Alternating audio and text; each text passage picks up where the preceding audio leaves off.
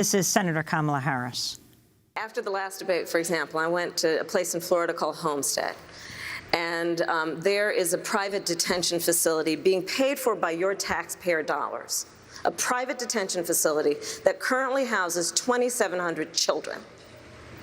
And by the way, there were members of us, Julian was there, members of Congress. They would not let us enter the place, members of the United States Congress. So I walked down the road, I climbed a ladder, and I looked over the fence. And I'm going to tell you what I saw. I saw children lined up single file based on gender, being walked into barracks.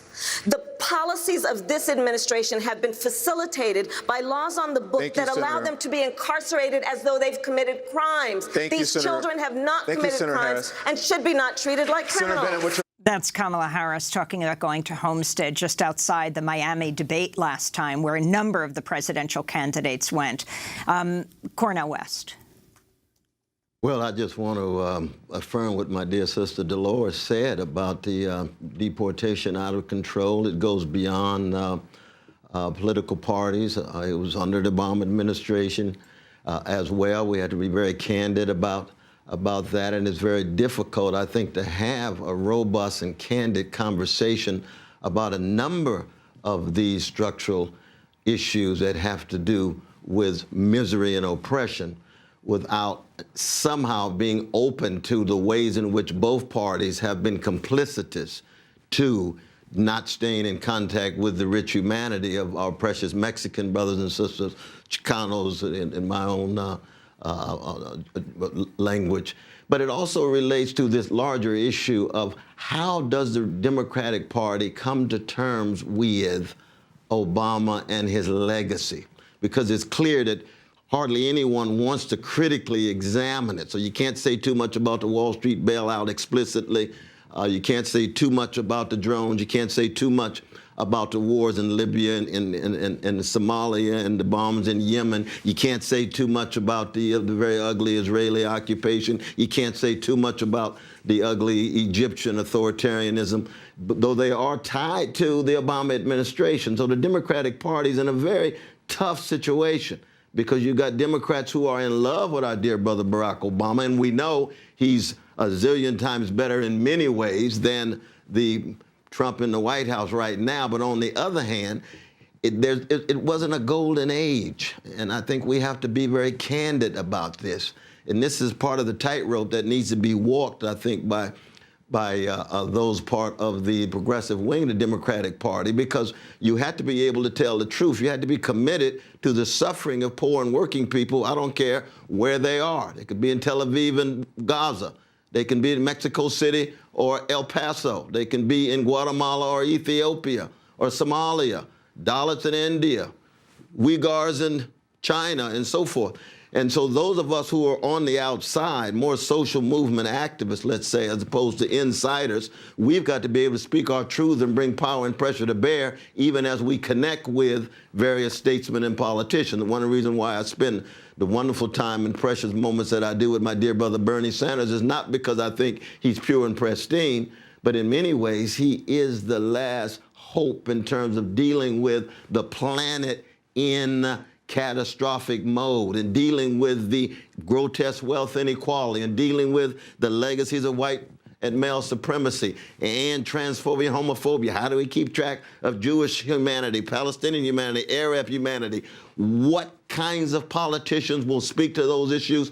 Very, very few. Most of them are so well adjusted to the unjust status quo, who benefit from the oligarchic and plutocratic money. And Brother Bernie is one of the last hopes. I'm not saying he's the last hope, but he's one of the last hopes as our empire undergoes such decline, even as we lurch for real democratic, radical democratic awakening and regeneration. Well, Dr. Cornel West, you mentioned that this is, of course, an empire, even if an empire in decline. And That's one right. of the most remarkable things about last night's debate, as well as Tuesday's, is that there was virtually no mention of foreign policy. According to a Washington Post count, Last night, candidates spent a total of 6 minutes talking about foreign policy, which is down from 5 minutes from the 11 minutes they spent on Tuesday night. And also, many commentators have pointed out, as the rhetoric calling for war with Iran is increasing within the Trump administration. There was one Iran question which was bizarrely asked to Andrew Yang and Jay Inslee alone. And when Bill de Blasio tried to bring it up, he was interrupted twice by moderators and said we have to move on to the Mueller report.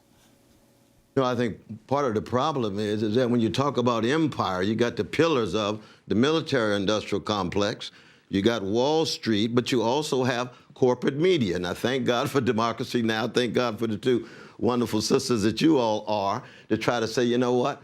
Corporate media is an integral part of the empire that is in denial about America being an empire and therefore doesn't want to keep track of the 9 countries, 5 Middle East, 4 in Africa, where the United States is either dropping bombs or assisting in the dropping of bombs. Nobody wants to talk about the 128 countries of special operations, the over 586 military units of the U.S. military and all around the world, and the 4,800 that we have throughout the United States and the world. Corporate media won't touch that with a 10-foot pole. And so you end up with this very narrow, deodorized, truncated conversation that denies the reality of the U.S. presence in the world. And as Brother Martin Luther King used to say, those bombs that are dropped in Yemen, Somalia, Libya, Afghanistan, Pakistan, they land indigenous people's reservations. We're not a nation of immigrants.